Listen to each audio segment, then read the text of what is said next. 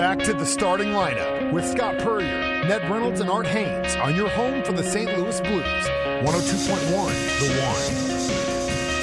One. Great having you with us on the starting lineup. Welcome back, Ned Reynolds, along with Scott Purrier. And Art Haynes will be with us a short time. Fire away. Continuing on with our starting five, brought to you by Travis Bell Home Loans, travisbellhomeloans.com. He's a part of USA Mortgage. You can call 417-818-5057 to find out more about Travis Bell Home Loans. And again, our lineup, 7:30, Corey Riggs coming up, voice of the Bears. 8 o'clock, Scott Nasby, Drury baseball coach. And 8:30, T-Bear, Trenton Berry of Race and Dirt, with his weekly segment on auto racing in the Ozarks and beyond. Last night, had a lot of action. It was the start of the classes 4, 5, and 6 girls districts. It was the sectional rounds for the class 1, 2, and 3 girls. Looking through the scores, so bear with us here. The winners in class 3 sectionals last night, Willow Springs beats Sparta by 2, 46-44. Skyline beats Ash Grove 57-41. And Centralia beats Dixon 48-24 in terms of teams remotely from our area there. In Class 2 sectional girls, Norwood 52-32 over Iberia.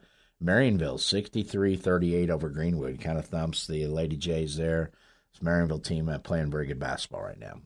Well, they are, and I thought Greenwood, Mac Percival's doing the coaching there, and an old pro. I thought he'd maybe make it a little bit closer, but I really feel like Marionville's a very good basketball team. Skyline just, it's a machine. Yeah. Every year, and that's a good Ash Grove team they beat by 16 last night that's got some good young kids. I know the Bristol Lathrop girls drawing a lot of D1 looks. The 6'1" guard can handle it. There'll be people in next year as well, but Class 1 sectionals, Delta beat Chadwick 58-55. Defending champion goes down. Yeah, and in both cases now, Class 1 will have new champions because the Chadwick boys team was beaten the other night. Walnut Grove 63-30 over Exeter. We saw that. Wasn't Exeter like 14-15 going into that against Rory Henry's Walnut Grove machine.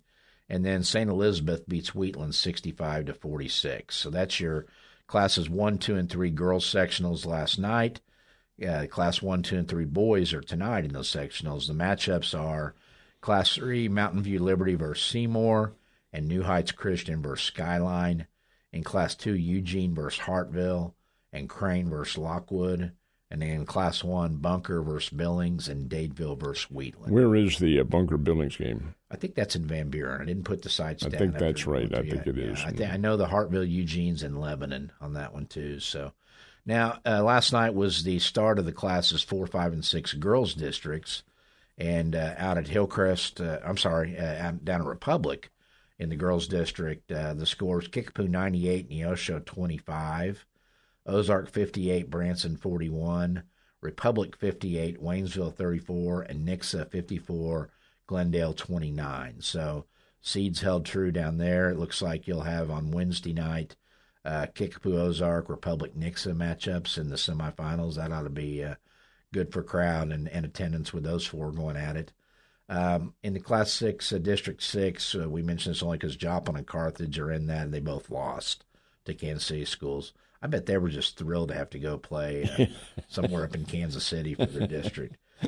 Class 5, District 5, Lebanon is out. They lost to Elias Catholic. Camden girls advanced. They beat Capital City 61-25. In the Class 5 district out at Hillcrest, which is a dandy out there, as Parker talked about yesterday, 3, I believe, top 5 or top 6 ranked teams in the state in that district. Marshfield beats Parkview 68-17. Willard beats Webb City 62-55. West Plains beats Central 70-18. And the game, I'm proud of my Lady Mustangs because they beat Hillcrest 62-36. Last Thursday or Friday night, they played at Hillcrest, and McDonald County lost by 14, I think. So to turn around and go from losing by 14 to the same team to winning by 26 on their floor, 3 days later, I think? There is just no predicting what that's sports right there. It's what it's all about. And then Carl Junction, another school that's having to go out of the area, they beat Belton by 20. So there's your girls' district basketball results from last night.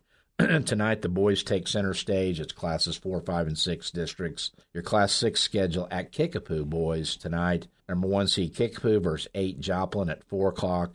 Number 4 seed Republic versus number 5 Ozark. That'll be a fun one at 5:30. Number 2 seed Glendale versus 7 seed Branson at 7.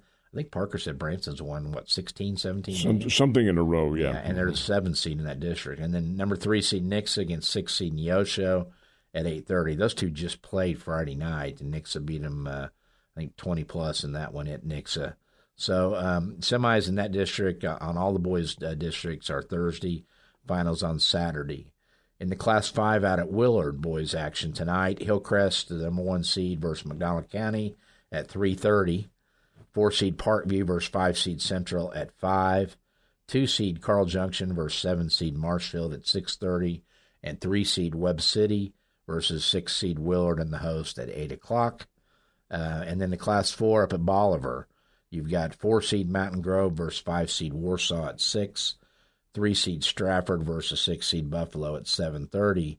Number 1 seed Rogersville and number 2 seed Bolivar have first-round byes and jump into semifinal play on Thursday night. So that's kind of your look around there at the high schools. Busy week, a lot of fun, a lot of kids getting ready for spring sports after their games. Well, I'm glad you brought that up too, and not glad, but the fact is that the spring sports season is getting underway now. The first games aren't until, I think, the 20th or 21st, somewhere around there of March. But the fact is that these teams now have the opportunity, those who lost, hey, farewell to that season. Let's get started with another one now. Let's play another one, yeah. And I think practices started officially yesterday for the spring sports too. So Mizzou, a game on the road tonight at Oklahoma, 6 o'clock on ESPNU. The Tigers are 20-9 overall, 10-6 in the SEC. OU is 15-14 and 5-11. Oklahoma's played better here of late. The Porter Mosier, I think he's still gone after the season. No, he's gone, yeah. Yeah, but OU's kind of rallied here and played some people tough. This is a game that if you're Mizzou, you have to win tonight. Is there a spread on this one? We'll find that, but I would guess that, this might be where I would say Mizzou by probably 1.5 points or 2. Yeah, that's what I was going to say, too. I thought it'd be in that 1.5 to 2.5 range, and Mizzou a road favorite. But Tigers need this one. I mean, all the good you've done over the last 2 or 3 weeks with some good road wins, taking care of business at home, you can erase a part of that with a loss at a very mediocre OU team tonight. And the reason they need this one so badly is I do think Missouri's going to whip Arkansas big time. I would too, unless Cal gets the Hogs rallied after the dreadful performance on Saturday night at Florida. But Arkansas is back in action tomorrow night with Texas coming to Bud Walton Arena, and that's Arkansas is a different team at home. That's a Texas team. How long are they going to just continue to let Texas basketball be mediocre? They don't like to be mediocre in anything. It's a football school. Yeah. And indeed, they don't like, you're right, they don't like to be mediocre, and they play in such a nice arena down there. My goodness. Yeah. It was the last time I watched a Texas game, which I think was last week, as a matter of fact. That place was nowhere near filled. No. And, the resources they have and the state of Texas as a recruiting base for basketball, that they ought to be better than what they are. But, by the way, speaking of Texas, did you see who the special assistant to the head coach who was recently hired is to Sark down there in football? No, who is it? Mark Stoops. Oh, really? Really, Mark? Really? I mean, you're going to go help Texas now after your family heritage with Mike and Bob and all those years at OU, and you're going to go be Sark's assistant. Be a Longhorn. I read something interesting about this, that there's a lot of speculation that Sark may bolt after this year for the NFL. Because, Arch Manning's last year, they have loaded up. They got was it Coleman kid from Auburn, the receiver? Correct.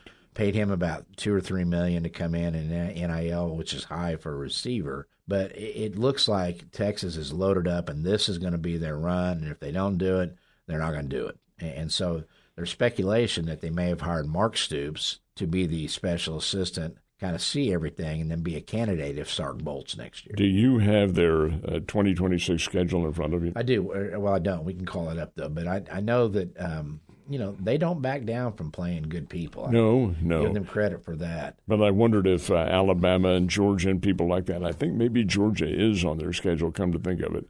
But be that as it may, you're facing a good Southeastern Conference schedule, which is 9 games. Yeah. What are you going to do in you still have a challenging non-conference schedule to face. They've got Texas State in the opener. And Ohio State comes to Austin in the return game. That'll be a dandy. UTSA, Texas San Antonio. Then they're at Tennessee, play OU in the Red River rivalry. They got Florida coming in. They got Ole Miss. Do they play any road games in the league? Ole Miss coming in. Mississippi State coming in. They go to Mizzou on November 7th. They go to LSU November 14th. And they have Arkansas coming in on the 21st. And then they go to College Station on Friday, the 27th. That will be Friday. Black Friday. So Alabama's not on there. No, Alabama's not on there. Georgia's not on there. Come on, SEC, really? I mean, can we set this up any better for Texas to make that run?